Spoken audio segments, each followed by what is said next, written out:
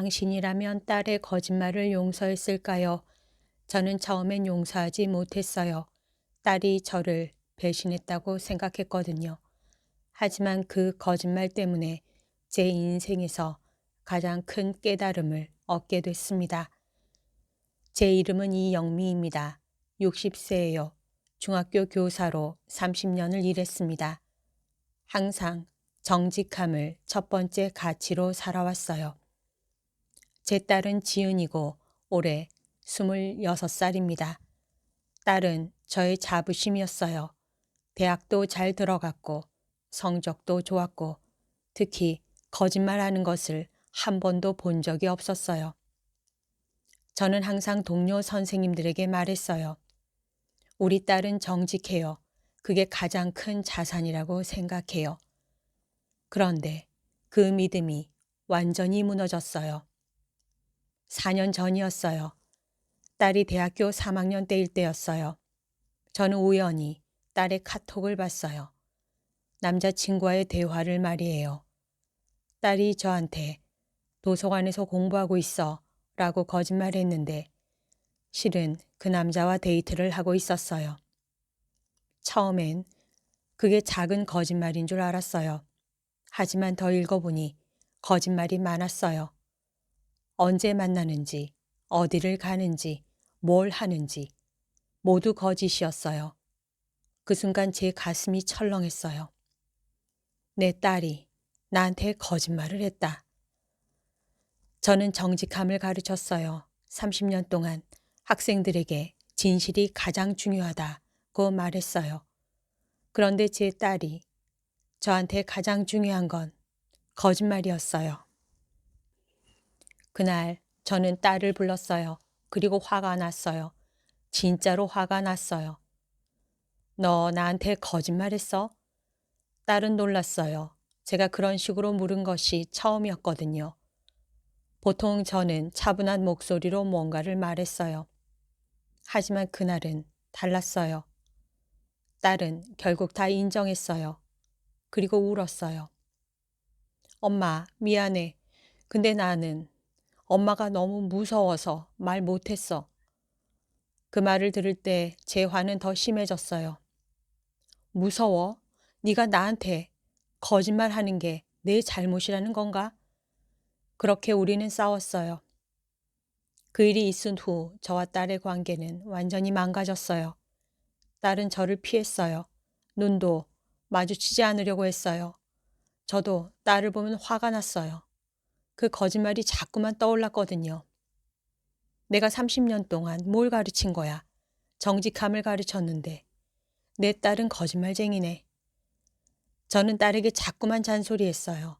이 거짓말은 얼마나 잘못된 건지, 이게 얼마나 내 마음에 상처를 입혔는지 계속 말했어요. 남편은 그냥 봐줘라, 딸도 실수한 거지 라고 말했지만 저는 받아들일 수 없었어요. 내 딸이 정직하지 않다는 사실이 너무 힘들었어요. 학교에서도 저는 힘들었어요. 학생들을 가르칠 때 정직함이 얼마나 중요한가를 말해야 하는데 저는 딸을 생각했어요. 그리고 자책했어요. 내가 뭘 잘못 가르쳤을까? 그렇게 1년이 지났어요. 1년을 무너져 있었어요. 2년 전이었어요. 어느 겨울날이었어요. 딸이 제 방에 들어왔어요. 그 거짓말이 있은 지 2년이 지났을 때였어요. 딸은 작은 목소리로 제게 말했어요. 엄마, 내 마음 좀 들어줄 수 있어? 저는 처음엔 거절하고 싶었어요. 하지만 딸의 눈을 봤어요. 딸의 눈빛이 많이 지쳐 있었어요. 저는 조용히 앉았어요. 그리고 딸의 말을 들었어요. 엄마, 나는 엄마가 나한테서 뭘 원하든지 항상 무거웠어. 엄마는 언제나 완벽하고 정직하고 열심히 모든 게 완벽했어. 그런데 나는 그럴 수 없는 사람이었어. 딸은 울었어요. 그래서 도서관에서 공부한다고 거짓말했어. 엄마한테 나쁜 딸이 되기 싫었어. 그런데 거짓말한 후에 더 무서웠어. 엄마가 알게 되면 어떻게 할까? 엄마가 나를 버릴까? 그런 두려움 때문에 그렇게 울었어요. 그 말을 듣는 순간 제가 깨달았어요. 딸의 거짓말이 문제가 아니었어요. 그건 제가 딸에게 준 부담이 만든 거짓말이었어요. 저는 딸을 완벽해야 한다는 기준으로 밀어붙였어요. 딸이 나쁜 선택을 하면 사랑받지 못할 거라고 느끼게 했어요. 그래서 딸은 거짓말로 자신을 지켜야 했던 거예요. 그날 밤 저는 처음으로 아이가 아닌 사람으로 딸을 봤어요. 26살의 어른이 된 딸이 아직도 엄마의 기대 때문에 힘들어하고 있었어요. 저는 딸에게 이렇게 말했어요. 미안해. 엄마가 너를 못 봤어. 너는 완벽해야 한다고 생각했어. 그런데 넌 완벽할 필요가 없어. 넌 그냥 너여야 돼. 그러자 딸이 물었어요.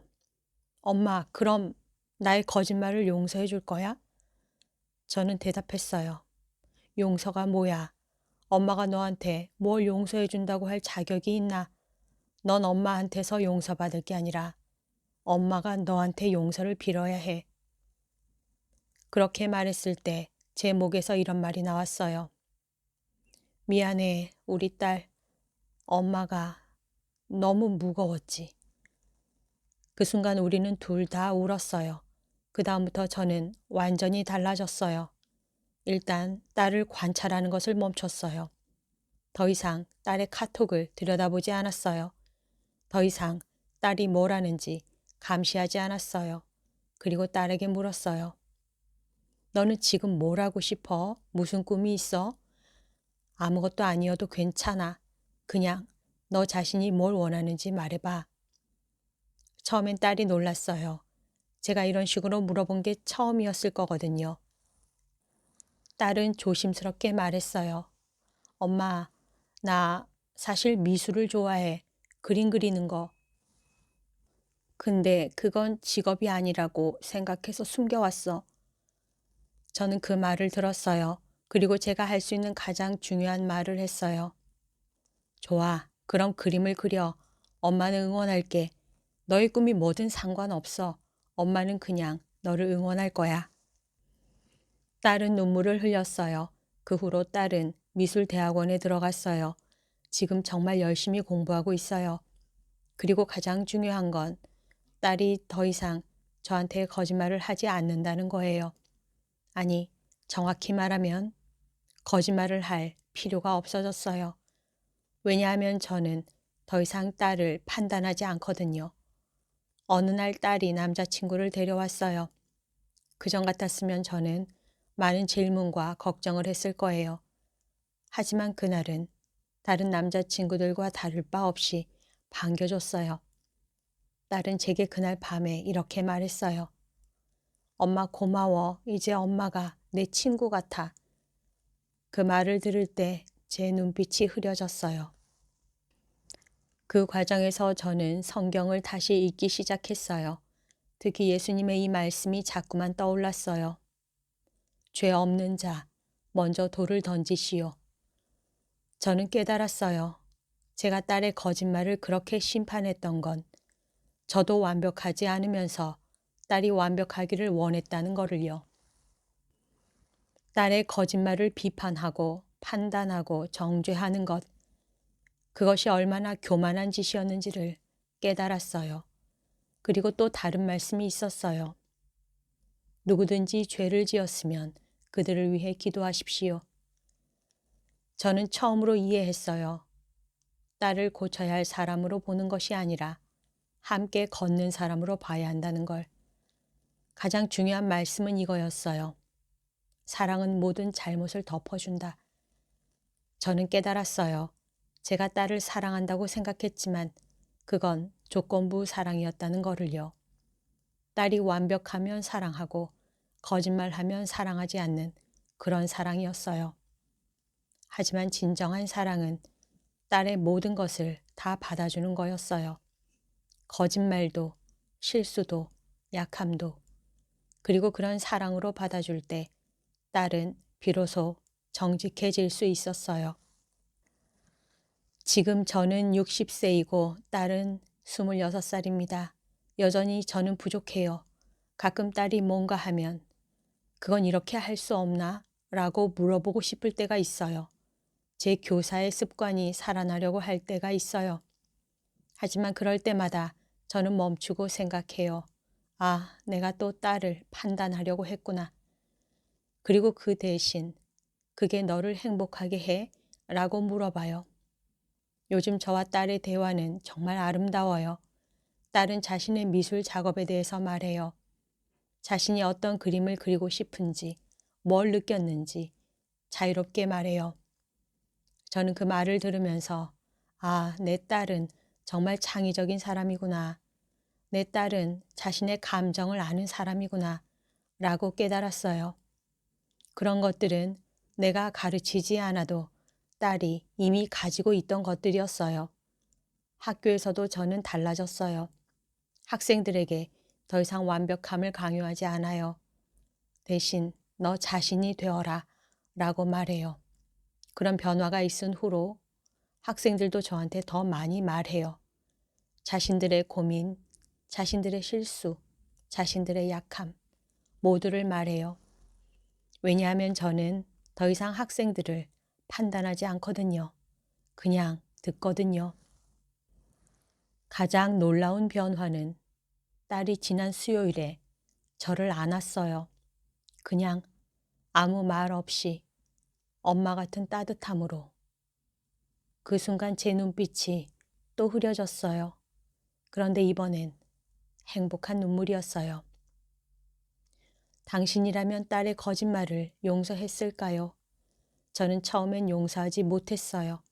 3년을 용서하지 못했어요. 그런데 깨달았어요. 딸의 거짓말을 용서하는 게 아니라 이해하는 것이 더 중요했다는 거를요. 딸은 저한테 미움을 받을까봐 거짓말했어요. 딸은 저한테 버림받을까봐 진실을 숨겼어요. 딸은 엄마의 기대에 미치지 못할까봐 거짓으로 자신을 만들었어요. 그걸 깨달았을 때 저는 딸을 용서하는 게 아니라 제 자신을 용서해야 했어요. 내가 그런 환경을 만들었구나. 그걸 인정하는 게 가장 힘들었어요. 하지만 가장 자유로워지는 순간이기도 했어요. 만약 지금 당신의 자녀나 배우자 혹은 누군가가 당신에게 거짓말했다면 물어봐 주세요. 왜 거짓말했어? 무서웠어? 내가 받아주지 않을까 봐?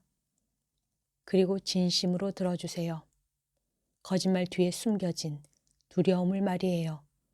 거짓말 뒤에 숨겨진 상처를 말이에요. 저는 깨달았어요. 거짓말은 약함이 아니라 신호예요. 날 받아줄 수 있어? 라는 절망의 신호. 그리고 그 신호를 받았을 때 당신이 할 수 있는 가장 중요한 일은 판단하거나 정죄하는 게 아니라 괜찮아. 넌 그대로여도 괜찮아. 라고 말해주는 것이에요. 저도 아직 배우는 중입니다. 60세의 나도 지금도 배우고 있습니다. 어떻게 자녀를 사랑해야 하는지, 어떻게 그들의 약함을 받아줘야 하는지, 어떻게 조건 없이 사랑해야 하는지. 마지막으로 이 영상을 보고 있는 당신에게 말하고 싶어요. 혹시 당신도 누군가의 거짓말 때문에 상처받았나요? 그렇다면 한번 생각해 봐 주세요. 그 거짓말 뒤에는 어떤 두려움이 있었을까요? 그 사람은 왜 당신한테 진실을 말할 수 없었을까요? 그리고 만약 당신이 그 이유를 안다면 용서가 아니라 이해로 시작해 보세요. 그것이 모든 관계를 치유하는 첫 번째 단계일 거예요.